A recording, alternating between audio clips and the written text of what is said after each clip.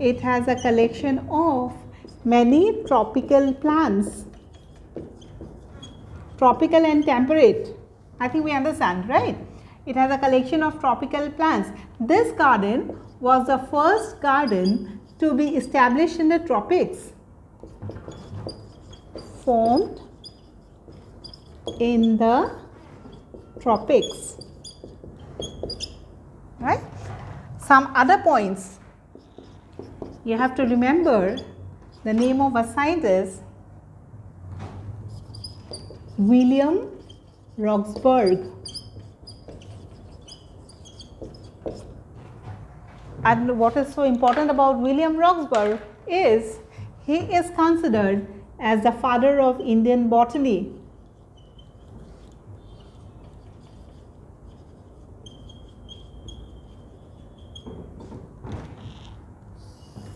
The father of Indian botany, he was one of the initial directors or foremost directors.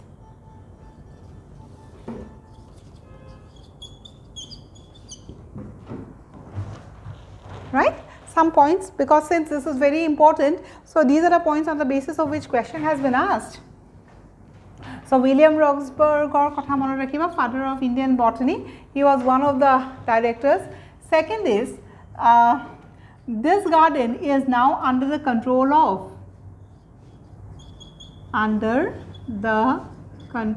tamane kune sai ekhon garden under the control of Botanical Survey of India.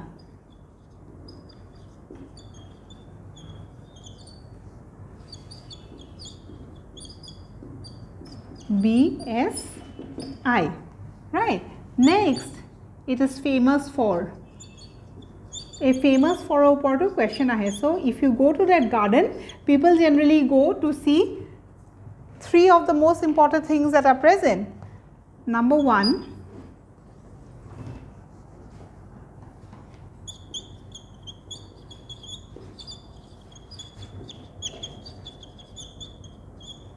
Ficus bengalensis or the great banyan tree.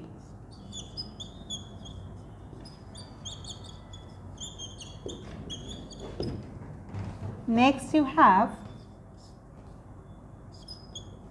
Victoria amazonica, or it is also called as Victoria lily. This is a plant that has the largest leaves.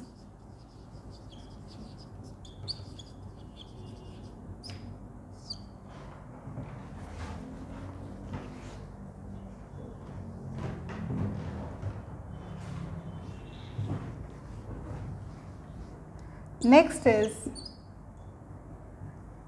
it has the highest collection or the highest collection of herbarium in the East. Yeah, 1 second. In the East. Right, and there are something else also. So when you go to the garden, these are the things that you see, right? And you have something called as a branching palm, right? So we'll come back to the first one, that is Ficus bengalensis. Ficus bengalensis ki hoy? It is the scientific name for which tree?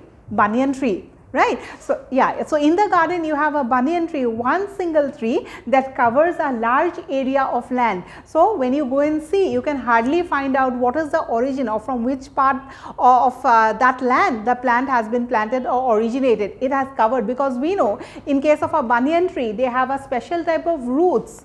Do you have any idea what is the root we are talking about? Banyan tree dekhisan nai? No, those roots are called as prop roots. Prop roots we'll talk about when we talk about in the morphology class. So if you are talking about a banyan tree like this, so this banyan tree, these are the stems, right? From these stems the roots comes out, and once the roots touch the ground, again from here the stems will arise. So you have one particular tree that has covered a large area, and that is the plant that is most unique to this garden. So question ahe about the banyan tree. So why people go there? They generally go there to see all this. So Ficus bengalensis is the scientific name of great banyan tree. Next we have the second plant that is called as Victoria amazonica. It is the scientific name of a lily flower. Do you know what a lily is? Water lily dekhisan nai? Panit je goje, it's almost like a lotus, but obviously there is a difference. Ohomiyat ki koy? Bhet phul boli koy. Bhet phul dekhisa? Pink color, white color thake no? Right? So that is a lily. So we have, this is called as Victoria amazonica. It is also called as Victoria lily. What is unique about this lily? It is a water plant, or it is an aquatic, right? Or aquatic plant. What is important is this: the leaves of this plant is very large. So you have it's almost as far as the structure is concerned, it looks like the leaves of the lotus, but the size is very huge, right? So it has the largest leaf. So what is Victoria amazonica? Nothing but a lily plant. Where will you find it? It is obviously an example of a hydrophyte ba panit goze, right? And why it is important? Because it has the largest leaf. It's so large that almost it can fit a baby. Eta horu bacha tumi tat thoi dibo pariba, imane rangor tar pattu, right? Next, this is also famous, or this garden is also famous because it has a great collection of the herbaria. Eastot, if you are talking about a huge collection, maximum collection ko thakibo, ekhonot thakibo. Now what is the herbaria we will be talking about, but simplest way, herbaria ki hoy? Nothing but a collection of dried specimen, right? Kiba ta specimen lua dry kori pelai jodi preserve kora, tak ami ki boli kom? Herbaria. Herbaria bilak kot preserve kora hoy, you have certain things called as herbarium sheets. We will be talking about it. So maximum collection of herbaria kot paba in this garden, right? So these are the points about the Calcutta Botanical Garden or the Indian Botanical Garden. Kute point kita poribo lagibo. Apart from this, you have some other gardens that are found in India also. So out of all the gardens, kekhon man monot rakhile hobo. For example, other gardens in India, we have Lloyd Botanical Garden. What is it? Darjeeling.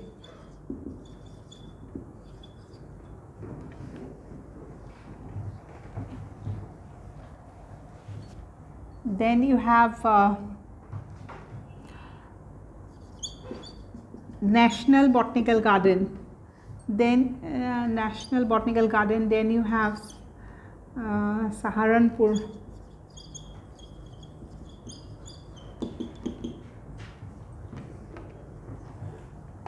Etc. Right. Here we have question ki aise Lloyd Botanical Garden, place to now.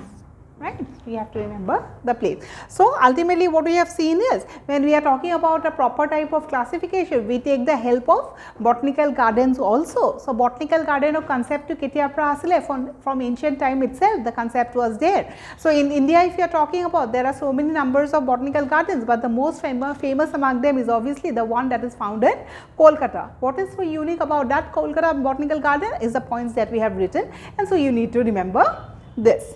Now the point is, how does a botanical garden help in taxonomic studies, or what is the use of a botanical garden? Kam ki?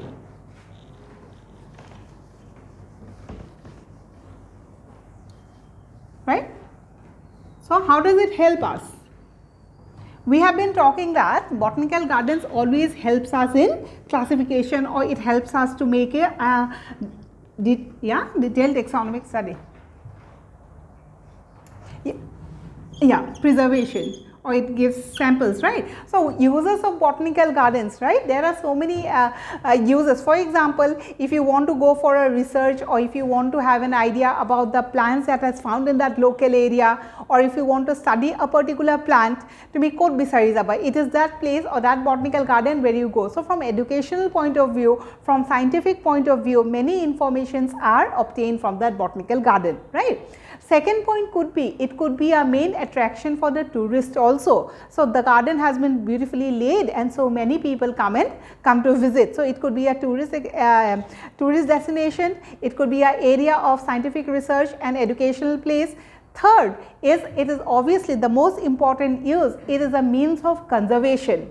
Right? So it is that area where you conserve the different types of plants. Now when we are talking about conservation, there are two words that we need to remember.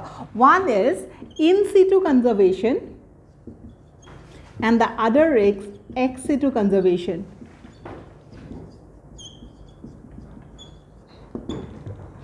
Right? So usually kole botanical garden are sobotse most important ki? Most important is obviously conservation, right? Conservation could be of two types, in situ conservation or ex situ. What is the difference between in situ and ex situ? The point from, the entrance point of view or the question that has been asked is, botanical garden always serves as a means of in situ conservation or ex situ conservation. So the answer is, it always serves as a means of ex situ conservation. So a word to botanical gardens pohile, a word to monot rakhiboi lagibo. It is very important. Now what is the difference between in situ and ex situ? In situ is you conserve an organism or you conserve a plant in its own habitat, that is called as in situ. Ex situ mane kobat belegot hoye asile and that plant was growing in some other area, you have collected it from that area and you have preserved in a particular place, that is what is called as ex situ. Is the terms clear? Right? So adult plant yate hoye asile, suppose we are talking about this plant and this is the natural habitat, right? If you conserve it here, then this is called as in situ. Right? And if you take this plant, take away and conserve it here, then this is called as ex situ. So what you need to remember, botanical garden is always a means of ex situ conservation. Means what? You have collected all the plants from different parts and you have stored them or preserved them in a particular area. As a result, it has become easier from study purpose also, right? So A2 whole about the first one, that is botanical garden, that is the first one. The second taxonomic aid is, we have to talk about something called as key. Basic details nalage, thik ase. So what is a key? It is nothing but a taxonomical aid. Now what is a key? A key is nothing but a collection of statements. Kisuman statements, suppose we have a key called as A or we have a key called as 1. This key 1 will have informations about the organism. Ki thakibo? Information, right? First set of information in key 1, then we have maybe key 2, there you have another set of information, that is key 2. So what is key? It is nothing but a taxonomic aid. What is there in a key? It has some characteristics of organisms or you have details of organisms, that is what is called as key. Looking at this key or studying that key, you have an idea what is the organism it is, or you can classify that organism properly. Tar mane kisuman information thaka set to hetuk ami ki buli kau, we talk it as key. When we are talking about key, duta terms anibo lagibo and the two terms are couplet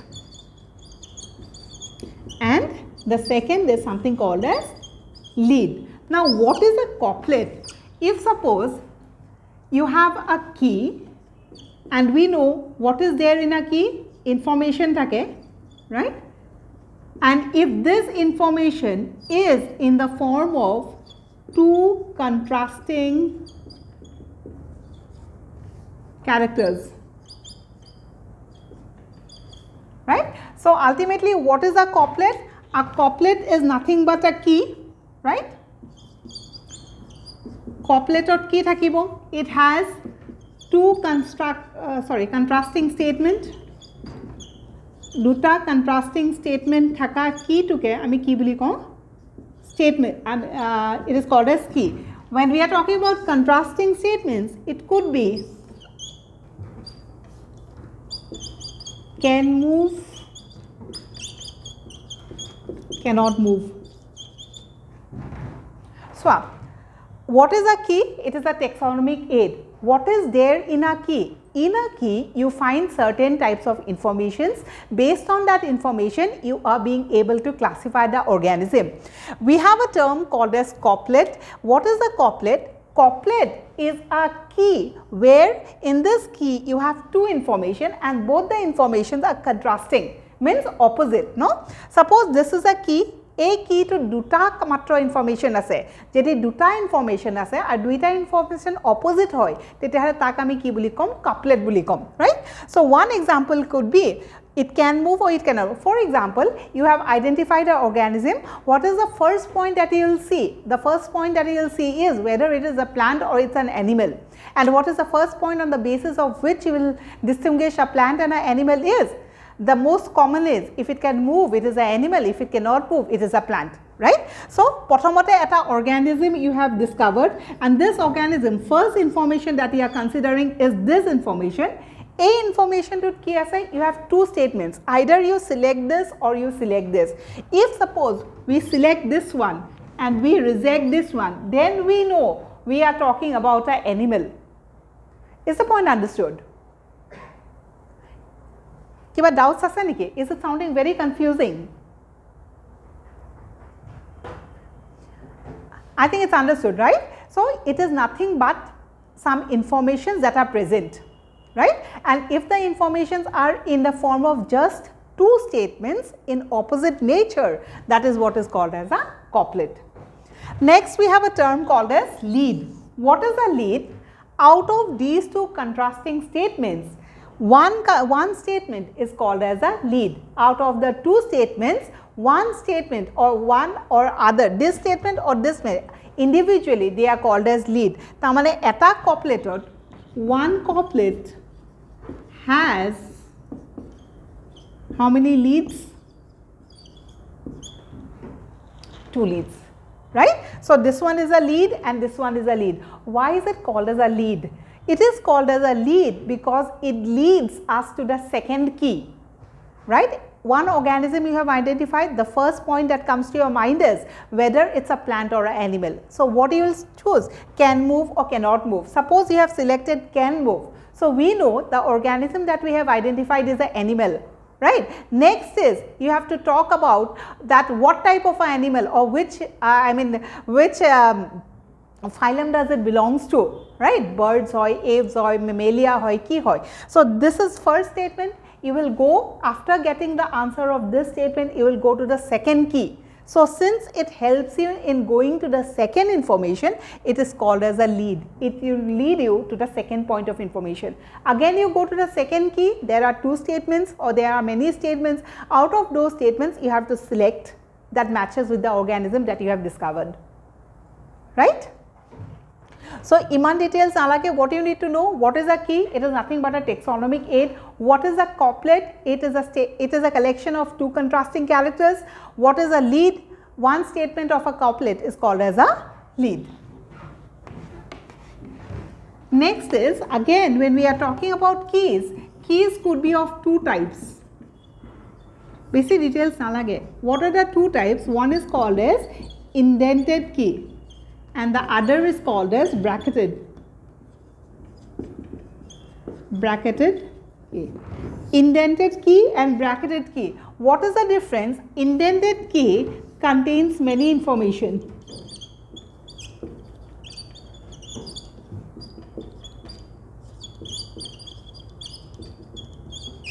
And bracketed key contains only two statements.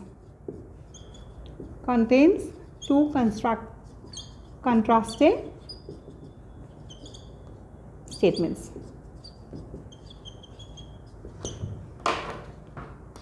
Right? Suppose we are talking about this is key 1 and we are talking about key 2. In this key, what we have is information. Suppose we have this information, this one, this one, this one. Many statements. Then this is called as what? Intended key, right? Indented key. intended key. And if suppose this is key 2, what you have is just 2 informations. This is called as bracketed. What you have? 2 contrasting informations, 2 contrasting statements. Is the point understood? Duta type of key. One is indented and the one is bracketed. Now question that is asked is, from classification point of view, which key is more useful? Indented key useful hobo for our study, and a bracketed key will make our study easier. Kuntu easy koribo. It is always the bracketed key that makes the classification easier, because you have to choose only within 2 statements. But if you are talking about indented, there are so many statements. Eta select koriba, there might be 4 or 5 things that you will reject. So ultimately this will be something that confuses your studies, and this is something that will help you in your studies, right? So this is all about key.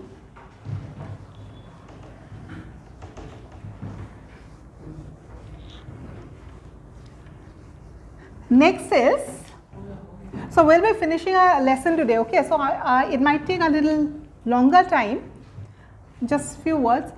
We have talked about that second word. The third is museum,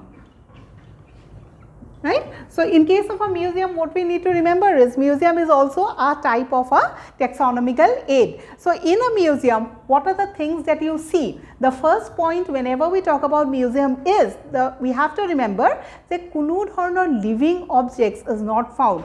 Living organisms are never found in a museum, right? So in a museum, what you have? You have some specimens in the form of photographs, or you can have some specimens in the form of original organisms also, but not living. Second point is, when you are talking about an organism, what you do in an organism, you collect and you preserve, right? And as far as preserving the organisms are concerned, so if suppose we are talking about a living organism, how do you preserve it? You preserve that organism in certain types of jar or containers, and inside the container you have a preserving liquid, and the specifically liquid that we are talking about is formaldehyde, right? So you have the jar, and in that jar you have a liquid, and in the liquid you have the specimen. This is the way how you preserve in case of a museum. Now depending upon species or depending upon organism to organism, the way of preservation is different. For example, if you are talking about insects, how can you preserve an insect in a museum? The insect is preserved in something called as an insect box. You have a particular box, in that box you have cotton and other chemicals there, and there you have the dead insect that is placed and preserved. In case of organisms like, or if you are talking about bigger animals, for example, if you have a tiger or if you have something big or a crocodile, how will you preserve it in a museum? You have something called as stuffing. So I think it's the best way of seeing this is, if you have gone to this zoo, Guwahati Zoo khonot jodi goisa, you will see one of the example, one of the preservation in that museum. Eta museum ase, tate ki hoy, dangor animals bilak keneke preserve kore by the process of stuffing. Insects bilak keneke preserve kore in insect boxes, right? Second is other organisms, some are preserved in jars or containers. Some of them you have the photographs also, right? And many plants are also preserved. For example, plants like algae, fungi, right? So bryophyte, junbilak niki ekdom small plants hoy ba aquatic type of plants hoy, it is very hard to make a herbarium for those plants. Herbarium is a collection, or it is a method of collection or preserving plants, but there are certain plants where you cannot make a herbaria. For example, the most common example is algae. Algae ketiao herbaria bonabo nwara. So if you want to preserve a algae, where will you preserve? You will preserve it in a museum. But what you need to remember is, you cannot preserve or conserve a living organism in a museum. So these are the informations about a museum. Anything that you want to know about an organism, you can visit a museum and you can have an idea, right? So this is about museum. Then fourth is about zoological park.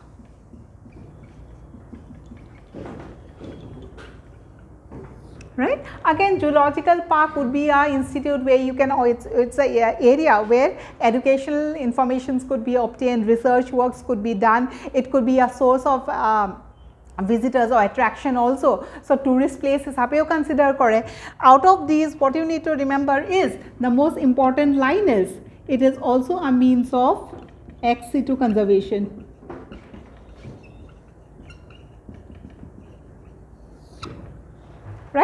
So botanical gardens or zoological park, botanical gardens or details nahi bolegi, wo zoological park or details is not something that is asked, but just the line that it is ex situ conservation. So we have talked about botanical garden, we have talked about museum, key and zoological park. What is left behind is something called as herbaria as a means of taxonomical aid and certain books, right. So what we will do is we will take a break of 5 minutes and then we will come back, right.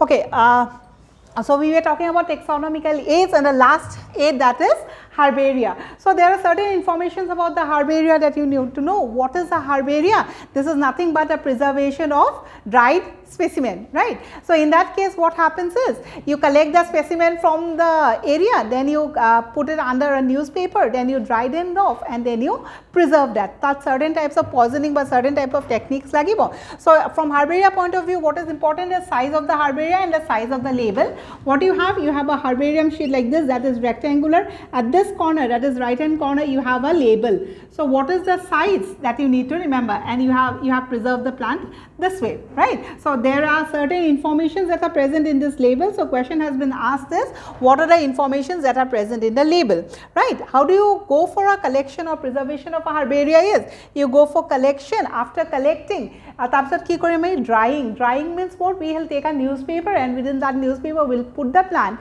up till a time where all the moisture has been evaporated, right. After that we poison with certain types of chemicals, especially HgCl2, so that the insects and the germs that are present will get killed. After that we go for mounting and stitching. Once that process is over, newspaper opera anipalai, what we do is we will stick it to the herbarium sheet. While sticking, what we need to remember is we should never staple it, right. We have to put it with the help of a glue or we can stitch it down.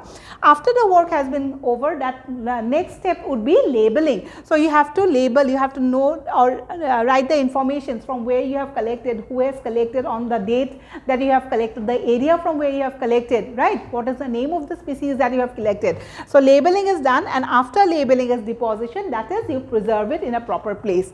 So these are the techniques of herbarium, right. Important is this two information, and from this what are the steps of doing a proper herbarium. Next is, together with herbaria we have certain terms called as holotype, isotype, paratype, neotype, lectotype, syntype, right. So ekine information, detailed studies has been given in your notes. So please go through your notes.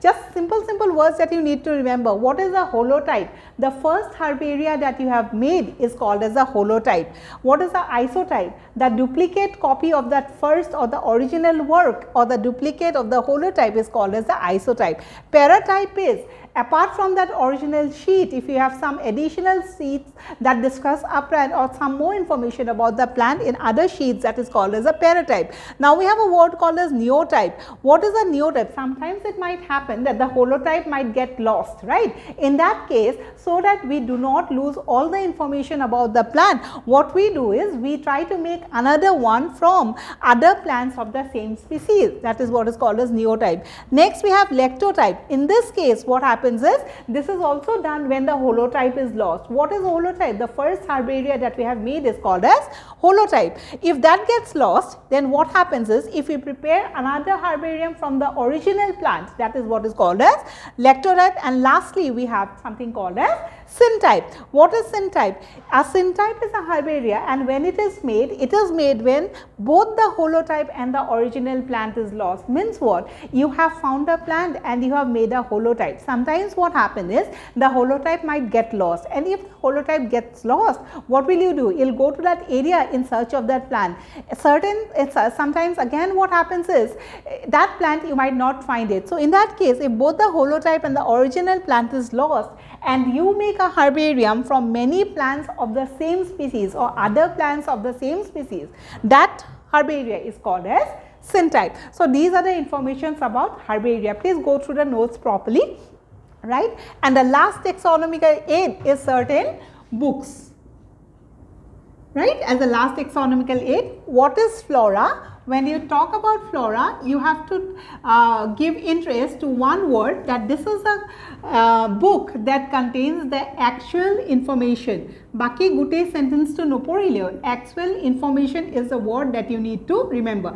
Suppose you have an area, in that area you have certain plants. A gute plants khini information code ase, ekhon bookot ase, and this book contains all the information, all the descriptions of all the plants that is present in that area. That is what is called as flora. For example, flora of British India. Flora of British India will give you information about all the plants that were present in India at that time, right? So it is a huge book, right? Ki thakibo? Question kiya hai? The flora buli kole, what are the contents of a flora? The flora is a book in which you have the actual information about all the plants that grows in that area. Next is something called as manual. What is a manual? A manual is again a book. In this type of a book, what you have is all the plants that are present would be in the form of a proper listing.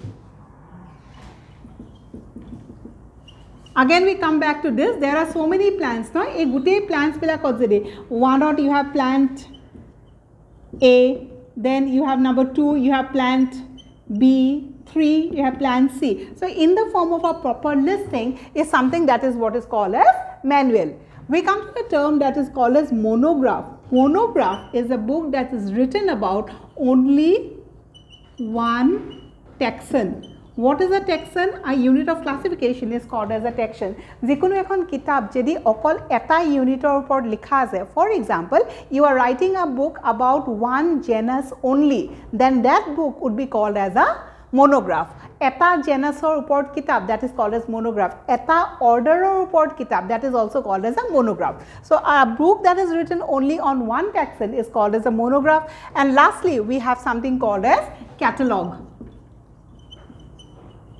Right. So what is a catalog? It is also a book that helps us in the process of classification. What you need to remember about catalog is it has all the information of the organisms or the plants in an alphabetical order.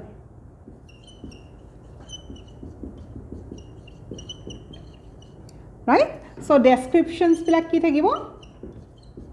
Descriptions in alphabetical order. So these are the terms that you need to remember. Coming back, flora ki thakibo, actual information, manual ki thakibo, you have it in the form of a proper list. What you have in a monograph, information about only one taxon, and finally we have a catalog where you have the details of the plants or the organisms in a proper alphabetical order, right? So this is all about the taxonomical aids, and here we have come to the end of this chapter. In the next class, we'll start with a new chapter. Thank you.